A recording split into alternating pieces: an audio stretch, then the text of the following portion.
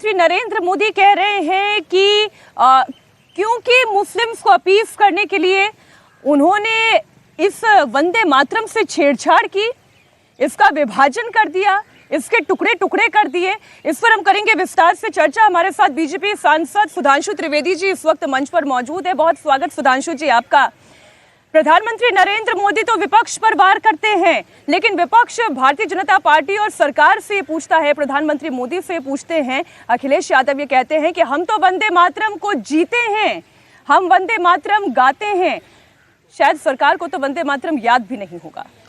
देखिए, पहली बात मैं कहूंगा, माननीय प्रधानमंत्री जी ने जो बात कही वो बहुत गहरी और गंभीर बात है कि वंदे मातरम पूरे भारत की राष्ट्रीय चेतना का एक समवेत स्वर बनकर उभरा था। उन्होंने अपनी स्पीच में कोट भी किया कि 1905 में महात्मा गांधी लिखते हैं कि ये एक प्रकार से भारत के स्वतंत्रता संग्राम का नेशनल एंथम जैसा बन गया है। और यदि आप भारत के या देश के जो मूल प्रेरणा स्रोत हैं उनके साथ समझौता करते हैं तो वो समझौता किस सीमा तक जाता है कि 1937 में वंदे मातरम के टुकड़े किए और 47 में देश के टुकड़े हो गए। अब जहां तक अखिलेश जी की बात है तो मैं ये भी बताना चाहता हूं कि प्रधानमंत्री जी ने यह भी कहा कि ये वंदे मातरम का जो भाव है ना, ये भाव वो है जो हजारों साल से भारत का भाव है। उन्होंने कहा ये भाव वही है जो भगवान राम जाकर कहते हैं, जननी जन्म भूमिश्च स्वर्गादपि गरीयसी, यानी मेरी जननी या भूमि मेरी मां के समान है और स्वर्ग से भी महान है। और ये वही भाव है जो वेदों में पृथ्वी सूक्त में माता भूमि पुत्रो हम पृथिव्या में आता है।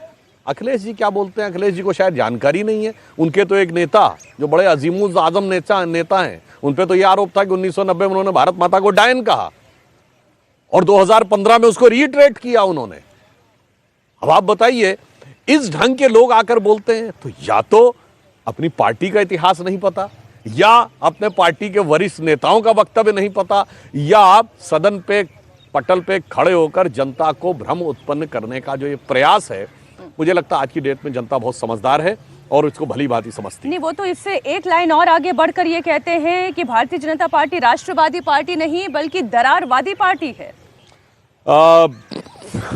जो ये कहने का प्रयास कर रहे हैं, बताइए साहब, जो ये कहे कि इस देश में एक समुदाय के लिए अलग विधान होना चाहिए, जो ये कहे कि इस देश में एक समुदाय के लिए अलग विवाह की व्यवस्था होनी चाहिए, जमीन की व्यवस्था होनी चाहिए, शिक्षा की व्यवस्था अलग होनी चाहिए। और इतना ही नहीं, अखिलेश यादव जी जब मुख्यमंत्री थे तो उन्होंने 2007 में लखनऊ, फैजाबाद और वाराणसी की जिला अदालतों में बम धमाके करने वाले आतंकवादियों से केस विड्रॉ करने का प्रयास किया था।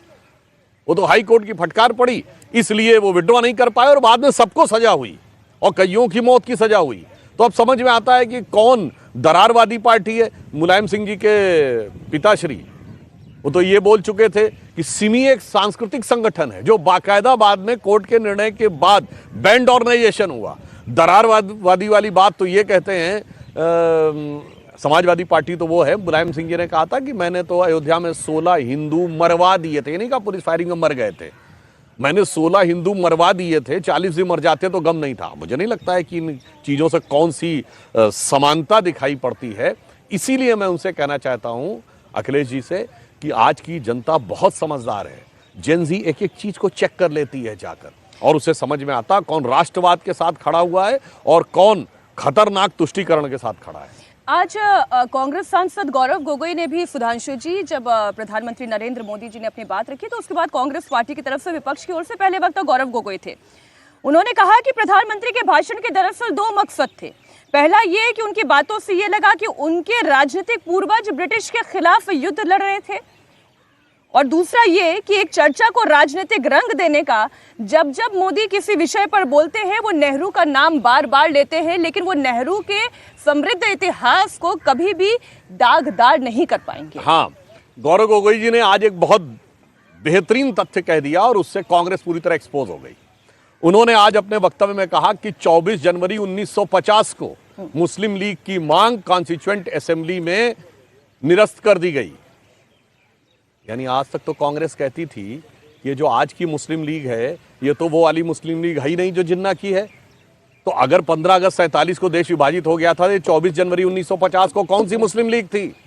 यही मुस्लिम लीग थी ना, इंडियन यूनियन मुस्लिम लीग, जिसके साथ आज कांग्रेस का गठबंधन है। और यह भी मैं दर्शकों को बता दूं, ये झूठ बोला जाता है सरासर कि ये मुस्लिम लीग वो नहीं है। इसके जो संस्थापक थे मोहम्मद इस्माइल और पीके पोकर साहब बहादुर, ये दोनों जिन्ना की मुस्लिम लीग के मद्रास प्रोविंस के अध्यक्ष थे। जिन्ना को कायदे आजम कहा जाता था, इनको कायदे मिल्लत कहा जाता था। और मद्रास प्रेसिडेंसी की, जिसमें आज का लगभग 2/3 से अधिक दक्षिण भारत आता है, 30 सीटें जो मुस्लिम के रिजर्व थी, 30 की 30 मुस्लिम लीग ने जीती थी विद 95% ऑफ वोट। और दक्षिण भारत से तो कोई भी मुस्लिम नहीं गया पाकिस्तान। इसलिए आज गौरव गोगोई जी ने बिल्कुल एक्सपोज कर दिया अपने को कि वो उसी मुस्लिम लीग के साथ खड़े हुए हैं।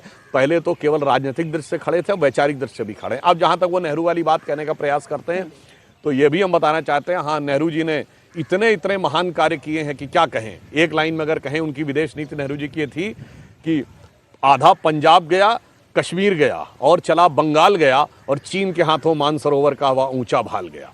अब ये बात कहते हैं कि साहब वो किसके पूर्वज क्या थे, तो मैं पूछना चाहता हूं, भारतीय जनता पार्टी 1980 में बनी, भारतीय जनसंघ 1952 में बना। अब उससे पहले कौन था? राष्ट्रीय स्वयंसेवक संघ से हमारे तमाम नेता निकले, 1925 से बना। मान लिया हमारे पूर्वज थे। ये कांग्रेस का पूर्वज कौन था? 1885 में कांग्रेस की स्थापना किसने की? एलन ऑक्टेवियम ह्यूम, जो ब्रिटिश सरकार का सेक्रेटरी था। इनके पहले जो अध्यक्ष थे व्योमेश चंद्र बनर्जी, वो लंदन में जाके रहे, वहीं की नागरिकता ग्रहण कर ली, वहीं उनकी डेथ हुई और शायद उन्होंने क्रिश्चियन धर्म में स्वीकार कर लिया था। और अपने पूर्वजों के बारे में कांग्रेस को कान खोल के सुनना चाहिए। वो 1885 से 1910 तक अनेक ब्रिटिश सेक्रेटरी कांग्रेस के अध्यक्ष रहे हैं। विलियम वेडनबर्न, जॉर्ज यूल, अल्फ्रेड रोब, यहां तक कि 1910 का वर्ष, जिस साल वीर सावरकर को 2 जन्मों के कारावास की सजा दी गई है, उस साल कांग्रेस का अध्यक्ष विलियम वेडनबर्न ब्रिटिश सरकार का सेक्रेटरी था। तो भाई आपके पूर्वज तो अंग्रेज थे। और आज भी विदेशी चीजों से ही ज्यादा लगाव और वो दिखाई पड़ता है। और लास्ट में जो नेहरू जी की बात कहने का बात करते हैं, नाम लेने की बात, तो भाई नेहरू से पिंड तो छुड़ा कांग्रेस नहीं पाई है आज तक। बताइए, 1929 में मोतीलाल नेहरू कांग्रेस के अध्यक्ष थे और 2025 में आज भी कमांड उसी के हाथ में है। यूपीए की चेयरपर्सन सोनिया गांधी है। अब ये बताइए, आप नेहरू से पिंड छुड़ा नहीं पा रहे हैं, नेहरू के परिवार का पूरा वो कर रहे हैं, और उसके बाद कहते हैं कि जवाब न दिया जाए। और दूसरी बात उन्होंने, गौरव गोगोई ने एक और बात कही, इतनी बार कांग्रेस का नाम लिया। अरे नहीं, मैं गिनती लेके आपको बता देती हूँ। 50 बार लिया उन्होंने कहा कि 50 बार कांग्रेस का नाम लिया, 14 बार नेहरू का नाम लिया, लेकिन पीएम कितनी भी कोशिश कर ले, नेहरू के योगदान पर एक भी काला दाग नहीं लगा पाएंगे। दरअसल प्रधानमंत्री नरेंद्र मोदी अपने भाषणों के जरिए इतिहास को फिर से लिखने की कोशिश कर रहे हैं, रीराइट करने की कोशिश कर रहे हैं। आज भी प्रधानमंत्री ने नेहरू जी का 7 बार नाम लिया। देखिए कितनी उन्होंने मजेदार बात कही। उन्होंने कहा कि 50 बार कांग्रेस का नाम लिया। अब कांग्रेस सिर्फ नाम की रह गई है, और उसके बाद उन्हें लगता है कि अब यह नाम भी नहीं लिया जाना चाहिए। इसका मतलब अब कांग्रेस मान रही कि वो मुख्य विपक्षी दल की भूमिका में नहीं है, तभी तो वो कह सकते हैं कि नाम नहीं लिया जाना चाहिए। और 50 बार लिया। जब प्रधानमंत्री जी आए तो 50 सीटें नहीं पा पाए थे, और दूसरी बार में भी 52 पे अटक गए थे। अब जहां तक उन्होंने इतिहास की बात कही, तो ये बिल्कुल सच है। इस देश का इतिहास लुटेरों ने लिखा। हम दुनिया के इकलौते देश हैं जिसने अपने लिखे इतिहास को ऑथेंटिक नहीं माना, विदेशियों के लिखे इतिहास को ऑथेंटिक माना। और विदेशियों में भी किनको, जिन्होंने हमारे बारे में अच्छा लिख दिया। मेगस्थनीज ने अच्छा लिखा हुआ है, मार्को पोलो ने अच्छा लिखा हुआ है, बहुत सारी बातें इब्न बतूता ने अच्छा लिखी, वेनसोंग, फाइयान, इत्सिंग अच्छी लिखी, वो नहीं, लुटेरों के लिखे इतिहास को प्रामाणिक माना। और ये बात मैं नहीं कह रहा हूं, नोबेल पुरस्कार विजेता वीएस नायपॉल ने एक किताब लिखी, इंडिया ए वुंडेड सिविलाइजेशन, उसमें उन्होंने ये बात लिखी हुई है।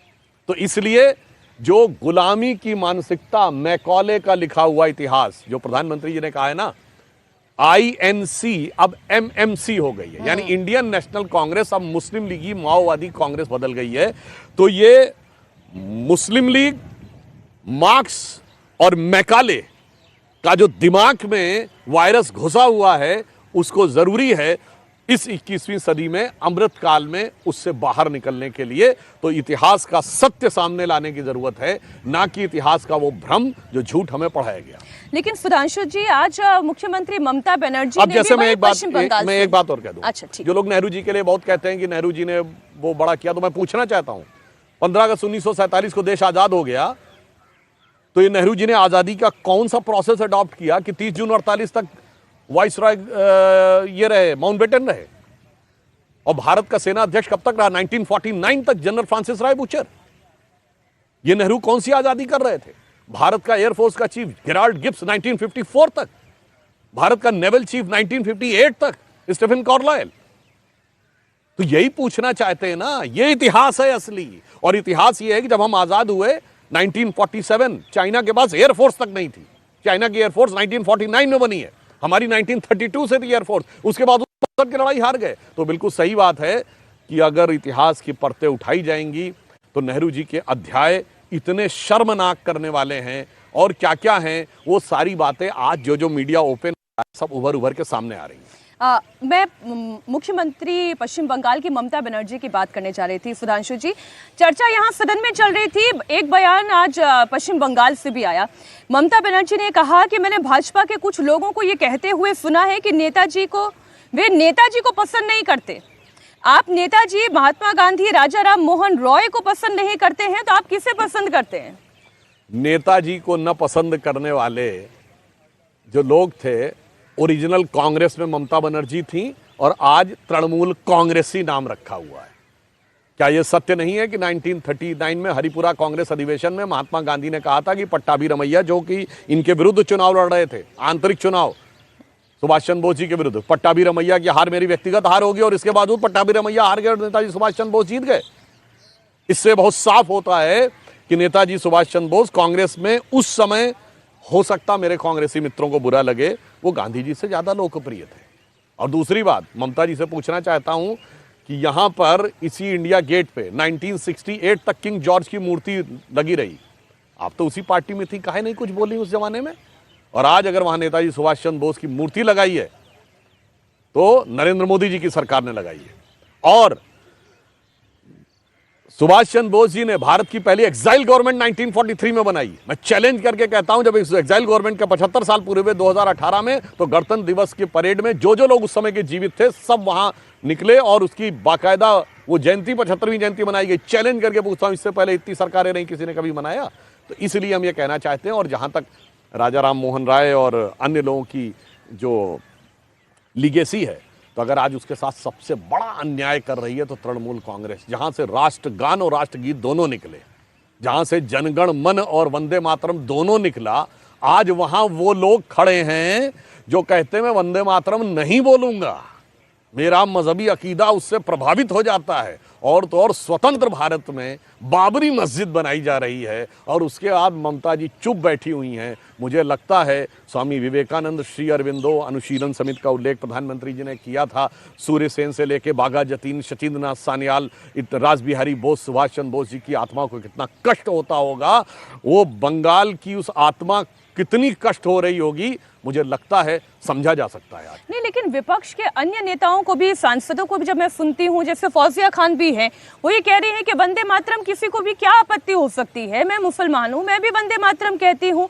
और जैसे अपनी माँ के सामने हम शीश झुकाते हैं, वैसे अगर हम अपने देश के लिए भी ऐसा कर रहे हैं तो इसमें कोई आपत्ति नहीं। वो ये कहती हैं कि वंदे मातरम के मौजूदा स्वरूप से कोई आपत्ति नहीं। हाँ, मैं बताना चाहता हूँ, जो मौजूदा स्वरूप की ही बात कहते हैं, वंदे मातरम जो काट के बात कहते हैं, वो जो दूसरा स्वरूप है वो भारत की वास्तविक शक्ति वो दिखाता है। जब आप कहते हैं ना कि बहुते तुमी माँ शक्ति, हृदय तुमी माँ भक्ति, फिर वो कहते हैं तुमी प्रतिमा गढ़ी मंदिरे मंदिरे, और अंतिम वाले छंद में कहते हैं तुमी दुर्गा दश प्रहर धारणी, कमला कमल दल विहारिणी। इसी पे तो आपत्ति है ना। तो मैं कहना चाहता हूं, भारत माता का स्वरूप जब आप माँ सरस्वती, माँ दुर्गा और मंदिर में बैठी उस प्रतिमा से जोड़ते हैं तो देश कैसे एक होता है। मैं उदाहरण देना चाहता हूं, जिस क्षण आप दुर्गा जी के उस स्वरूप से तुम दुर्गा दश प्रहर धारणी के साथ अपना मन जोड़ते हैं तो तुरंत आपके मन की भावनाएं त्रिपुरा की त्रिपुर सुंदरी से लेके असम की कामाख्या देवी से लेके, कलकत्ता की काली माता से लेके, मुंबई की मुंबा देवी से लेके, विंध्याचल की विंध्यवासिनी से लेके, मैहर की मैहर माता से लेके, दक्षिण में कन्याकुमारी से लेके, उत्तर में कश्मीर में वैष्णो देवी तक जुड़ जाती हैं। और इतना ही नहीं मीनाक्षी जी, उसी के साथ वो भावना ढाका की ढाकेश्वरी और बलूचिस्तान की हिंगलाज माता से भी जाकर जुड़ जाती है। इसलिए देश एक होता है, इसलिए वो जो पोर्शन काट दिया गया वो भारत की चेतना का प्रतीक था। कोई राजनीतिक क्षेत्र कहीं भी चला गया वो भारत की चेतना को काट नहीं सकता था, मगर अफसोस भारत की चेतना काटी गई और 10 साल के अंदर भारत का भूगोल कट गया। नहीं, लेकिन जो बात गौरव गोगोई कह रहे हैं, आप कांग्रेस के जितने भी प्रयास हैं उन्हें सिरे से नकार देते हैं। उन्होंने कहा कि 1905 में जो स्वदेशी आंदोलन हुआ उसी साल बनारस में कांग्रेस का अधिवेशन हुआ और वहां सरलादीप चौधरी ने वंदे मातरम गीत को पेश किया। उन्होंने बेहद अहम संशोधन किया। बंकिम चंद्र ने इसे बंगाल के संदर्भ में लिखा था, 7 करोड़ आबादी के लिए लिखा था, लेकिन सरला चौधरी ने उसे बदलाव करके उसे 30 करोड़ की आबादी के लिए तैयार कर दिया। देश भर में उसे तवज्जो दिलाई। कांग्रेस को झूठ नहीं बोलना चाहिए। 1929 तक कांग्रेस का लक्ष्य स्वतंत्रता प्राप्ति नहीं था। 1905 की वो बात कर रहे हैं। 1905 में जब तिलक ने पूर्ण स्वराज की बात कही तो तिलक को क्या गया, भारतीय असंतोष का जनक। जब पूर्ण स्वराज का प्रस्ताव डॉक्टर हेडगेवार जी ने 1920 में नागपुर कांग्रेस अधिवेशन में लाने का प्रयास किया, कांग्रेस ने खारिज कर दिया। कांग्रेस ने खुद रावी के तट पर लाहौर कांग्रेस अधिवेशन में 26 जनवरी 1930 को पूर्ण स्वराज का प्रस्ताव पारित किया। यानी इंडिपेंडेंस की लड़ाई 1930 में शुरू की। उससे पहले तो वाइसराय की एग्जीक्यूटिव काउंसिल में रियायतें पाने की लड़ाई थी। और शायद लोगों को नहीं पता हो कि 26 जनवरी को गणतंत्र दिवस क्यों मनाया जाता है। इसलिए मनाया जाता है जबकि गणतंत्र का हमारा संविधान लिखकर तो 26 नवंबर 1949 को ही तैयार हो गया था। इसलिए क्योंकि कांग्रेस ने पूर्ण स्वराज्य का संकल्प 26 जनवरी 1930 को लाहौर कांग्रेस अधिवेशन में लिया था। इसकी याद में वो 26 जनवरी बनाया गया। तो कांग्रेस अपने मुंह से कह रही है कि भाई उससे पहले तो हमारी लड़ाई नहीं थी पूर्ण स्वराज्य की। और दुख की बात यह है कि जिस लाहौर के में जाके लिया था वो लाहौर भी आज भारत का हिस्सा नहीं रह गया, जबकि उसमें 75% हिंदू और सिख थे। आप बार बार मुस्लिम लीग और कांग्रेस को जोड़ देते हैं। कांग्रेस पार्टी ये कहती है, आज गौरव गोगोई ने कहा कि मुस्लिम लीग में वंदे मातरम का विद्रोह था। उनका ये कहना था कि वंदे मातरम का पूर्णतः बहिष्कार होना चाहिए। उन्होंने हिंदू महासभा पर भी आरोप लगाया कि वंदे मातरम की आलोचना हिंदू महासभा ने भी की थी। लेकिन कांग्रेस कोई हिंदू महासभा या मुस्लिम लीग से नहीं बल्कि वंदे मातरम के मूल भाव से चल रही थी। हमारे नेता, उन्होंने कहा हमारे नेता थे मौलाना आजाद साहब, जिन्होंने कहा कि हमें वंदे मातरम से कोई आपत्ति नहीं है। ये भी बात बता दूं, हम ये जो बात कह रहे हैं मुस्लिम लीग के साथ हम नहीं जोड़ते हैं। कांग्रेस आज मुस्लिम लीग के साथ गठबंधन में है केरल में, और इस कदर गठबंधन में है कि जब राहुल गांधी ने वायनाड की सीट छोड़ी, कोई जाके चेक कर ले, और ये यहां से घोषणा हुई कि प्रियंका गांधी लड़ेंगी, तो कम्युनिस्ट पार्टी का ऑफिशियल बयान था कि हमें नहीं बताया गया, कॉन्फिडेंस में नहीं लिया गया कि वो लड़ेंगे, मगर मुस्लिम लीग ने कहा हमें बताया गया। तो हम जोड़ नहीं रहे हैं, वो आप आज तक जुड़े हुए हैं, हमें जोड़ने की जरूरत नहीं। और राहुल गांधी का विदेश में दिया गया बयान याद करिए, उनसे मुस्लिम लीग के संबंधों पूछा गया तो राहुल गांधी जी ने क्या शब्द बोले और किस तेवर में बोले। उन्होंने कहा Muslim League is absolutely secular, I am having no problem about it. और बीजेपी इज कम्युनल। ये बताइए केरल में हमास के समर्थन में रैली हुई थी कि नहीं? जिस ढंग से खुल के बातें बोली जाती हैं, मुस्लिम लीग के अनेक नेता बोल चुके हैं। अब ये बताइए, यही मुस्लिम लीग जो भारत की मुस्लिम लीग, इसने 28 अगस्त 1947 को कॉन्स्टिट्यूएंट असेंबली में सेपरेट इलेक्टेड मांगे थे, और सरदार पटेल ने बहुत गुस्से में ये जाके कोई कॉन्स्टिट्यूएंट असेंबली के डिबेट में इंटरनेट पे जाके चेक कर ले, पेज नंबर 270 के आसपास अवेलेबल है, उसमें गुस्से में उन्होंने कहा था, और वो सरदार पटेल का बयान याद करिएगा, और वो उन्होंने 3 जनवरी 1948 को कलकत्ता में भी बोला कि भारत के अधिकांश मुसलमानों ने पाकिस्तान बनाने के लिए वोट किया है। मैं नहीं मानता कि एक दिन में दिल बदल गया, मगर अब जो होना था वो हो गया। अब ये मत कहो कि मुझे अलग इलेक्ट्रेट चाहिए, ये मत कहो कि मुझे अलग पहचान चाहिए, ये मत कहो कि मुझे अलग चीजें चाहिए। पश्चिम बंगाल में आप देखें, आप ये कह रहे हैं वंदे मातरम, आप ये कह रहे हैं हमारी संस्कृति, हमारी एकता। आज जिस तरीके का विभाजन दिखाई दे रहा है पश्चिम बंगाल में, 6 दिसंबर को कोई बाबरी मस्जिद की नींव डालने के लिए निकल पड़ता है, अगले ही दिन जब सामूहिक गीता पाठ होता है, क्या ये विभाजनकारी परिस्थिति पश्चिम बंगाल में पैदा नहीं हो गई है? यहाँ सामूहिक एकता की बात कहाँ हो रही है? बहुत दुख की बात यह है कि जो लोग राम मंदिर के निर्माण के समय ज्ञानदेव पांडे बन के ये बताते थे कि श्री राम जन्मभूमि के स्थान पर मंदिर बनाने की बजाय वहां पर हॉस्पिटल होना चाहिए, वहां लाइब्रेरी होनी चाहिए, वो स्मारक होनी चाहिए। उनमें से कोई एक नहीं बोल रहा है कि जहां सो कॉल्ड बाबरी मस्जिद बनाई जा रही वहां पे स्मारक बना दो भाई। कोई ये बोल ही नहीं रहा है कि 39 लाख एकड़ जमीन है अगर वक्फ बोर्ड के पास, उसमें से कितने हॉस्पिटल, कितने यतीम खाने मुस्लिमों के लिए, कितनी यूनिवर्सिटी क्या बना रहे हो। विभाजन की बात उनको इसमें नजर आती। विभाजन तो बहुत साफ है और ये पश्चिम बंगाल में आज हो रहा है ना, इतिहास अपने को दोहरा रहा है। यही हुआ था डायरेक्ट एक्शन डे के दिन 16 अगस्त 1946 को। यही शाहिद हुसैन सोहरावर्दी बंगाल का चीफ मिनिस्टर था और उसके बाकायदा छत्र छाया में दंगे हुए थे। और कुछ कुछ वैसा ही दिखाई पड़ता है मुर्शिदाबाद में जो हुआ था वक्फ बोर्ड के ऊपर, दिखाई पड़ता था। मालदा में लेके 24 परगना के अंदर जो कुछ होता है, जो हमारे वहाँ नेता प्रतिपक्ष शुभेंद्र अधिकारी जी ने बोला है कि ये बताइए कि आज स्थिति ये हो गई है कि बाबरी मस्जिद के शिलान्यास किया जा रहा है और ममता बनर्जी जी की पुलिस प्रोटेक्शन दे रही है और सरस्वती माता की यात्रा के लिए हमें कोर्ट से परमिशन लेनी पड़ती है। यह दिखाई पड़ रहा है और मैं ममता जी को भी बता देना चाहता हूं, गलतफहमी मत रखिए। जिसने कट्टरपंथियों का साथ दिया है वो निपट गया है। ऐसे ही जोगेंद्रनाथ मंडल थे, अनडिवाइडेड बंगाल के नेता थे, दलित समाज से आते थे, उनको भी यही गलतफहमी हो गई थी कि कट्टरपंथी मुस्लिम मेरे साथ रहेंगे, मेरी सत्ता रहेगी, और जाके पाकिस्तान में वहां के पहले लॉ मिनिस्टर बने। और उसके बाद उन्होंने अक्टूबर 1950 में जो रिजिग्नेशन दिया है पाकिस्तान की सरकार से, कोई जाके पढ़ ले, इंटरनेट पे अवेलेबल है, वो पूरी व्यथा कथा है, 10-11 पेज का है, जिसमें वो ये कहते हैं कि मेरे ही समुदाय के लोगों को, जिनका मैंने वोट दिलवाया मुस्लिम लीग को, उनको चुन चुन कर 2 ही ऑप्शन दिए गए, कट जाओ या कन्वर्ट हो जाओ। तो ममता जी आप देखिए, आप बंगाल को उस मुहाने पे ले जा चुकी हैं। और मैं लास्ट में ये भी कहना चाहूंगा, ममता जी की गलती नहीं है, ममता जी ने शेर की सवारी कर ली है। आज ममता जी चाहें भी तो उनको नियंत्रित नहीं कर सकती हैं। तुष्टीकरण की राजनीति की प्रयोगशाला बन गई है पश्चिम बंगाल। तुष्टीकरण की राजनीति नहीं, विध्वंसक तुष्टीकरण की राजनीति की प्रयोगशाला बन गई है। और मुझे देश के बुद्धिजीवियों पर है, आज तक कोई बाबरी शब्द पे आपत्ति नहीं कर रहा है। और आप देखिए इस देश में कैसा विचित्र स्थिति है। बाबर ने कितने साल इस देश पर राज किया? 1527 में आया, 1530 में मर गया, 2.5 साल।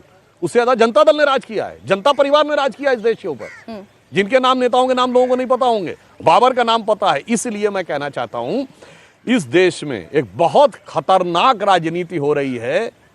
ये वही राजनीति है जो कि इस लालच में आ जाती है कि विदेशी लोगों के साथ मिलकर हमारी सत्ता रहेगी। आपने लालच बोल दिया ना, फिर लालच, इसी पर आज कांग्रेस पार्टी ने आपको घेरा। अभी तो एसआईआर पर पूरी चर्चा होगी, फिर आपसे और फिर विस्तार से एसआईआर पर भी चर्चा होगी, लेकिन नहीं, आज गौरव गोगोई ने कहा कि सत्ता के लालच में केंद्र सरकार को बंगाल समझ में नहीं आता। आज असम और बंगाल के लोगों को बांग्लादेशी होने का प्रमाण देना पड़ रहा है, या बांग्लादेशी होने का प्रमाण है क्या उनके पास, ये मांगा जा रहा है। देखिए यहीं पे हम बात कहेंगे ना, बांग्लादेशियों को बांग्ला भाषा की आड़ में छुपाने का प्रयास किया जाता है, वो महान बांग्ला भाषा के साथ असम्मान किया जाता है। ये वही भावना है जो कांग्रेस के नेता नवजोत सिंह सिद्धू जी ने बोली थी कि मैं जब पाकिस्तान जाता हूं तो मुझे भाषा सेम नजर आती है, क्योंकि पंजाबी इधर के पंजाब में भी बोली जाती, उधर के पंजाब में भी, वो दक्षिण भारत जाता हूं तो दूर नजर आती। आज गौरव गोगोई वही बोल रहे हैं। और उन्हें भी याद रखना चाहिए कि बांग्लादेश कब बना था, बांग्ला भाषा के नाम पर ही शुरुआत हुई थी। और मैं चैलेंज करके कहता हूं, वो जो इंटीरियर इलाके हैं ना, सो कॉल्ड बाबरी मस्जिद वाले, उनमें दिखा दें कितनों में अंदर में पढ़ाई मदरसों में बंगला में होती, जरा बता के दिखा दें। उसके बाद मैं समझूं बांग्ला भाषा पे कितना सम्मान है। जितने भी लोग दूसरी भाषाओं पे लड़ाई लड़वाने का प्रयास करते हैं, उनसे मैं कहना चाहता हूं बिल्कुल स्पष्ट रूप से, ये वो लोग हैं। मैंने जो लालच क्यों बोला, यही लालच सिकंदर के आक्रमण के समय राजा अंबी को आ गया था कि यूनानियों का सपोर्ट मिलकर मेरी सत्ता रहेगी, आखिर वो निपट गया। यही लालच जयचंद को आ गया था, मगर गोरी ने पृथ्वीराज चौहान को जीतने के बाद उन्हें भी खत्म कर दिया। यही लालच मीर जाफर को आ गया था, अंग्रेजों ने एक बार जीता, उसके बाद उसे भी खत्म कर दिया। और मैं कहूंगा कुछ हद तक यही लालच जोगेंद्रनाथ मंडल जी को आ गया था, और बाद में उनकी पूरी बिरादरी के साथ को नेस्तनाबूद कर दिया। और वो दलित समाज की प्रताड़ना का सबसे भयानक दौरों में से एक है। आज उसी लालच में ये लोग फंसे हुए हैं, और जो इतिहास में 80-90 साल पहले हुआ था उसे दोहरा रहे हैं कि येन केन प्रकार में मेरी सत्ता बनी रहे, चाहे मुझे किसी भी प्रकार का कंप्रोमाइज क्यों ना करना पड़े। एक सवाल जो राहुल गांधी पोस्ट करते हुए लिख रहे हैं वो भी मैं आपके सामने रख देती हूँ। संसद में मैंने सरकार से जाति जनगणना पर सवाल पूछा, उनका जवाब चौंकाने वाला है। ना ठोस रूपरेखा, ना समयबद्ध योजना, ना संसद में चर्चा और ना ही जनता से संवाद। दूसरे राज्यों में सफल जाति जनगणनाओं की रणनीति से सीखने की कोई इच्छा भी नहीं है। देश के बहुजनों के साथ ये खुला विश्वासघात है जो सरकार कर रही है। गजब की सिखाई है।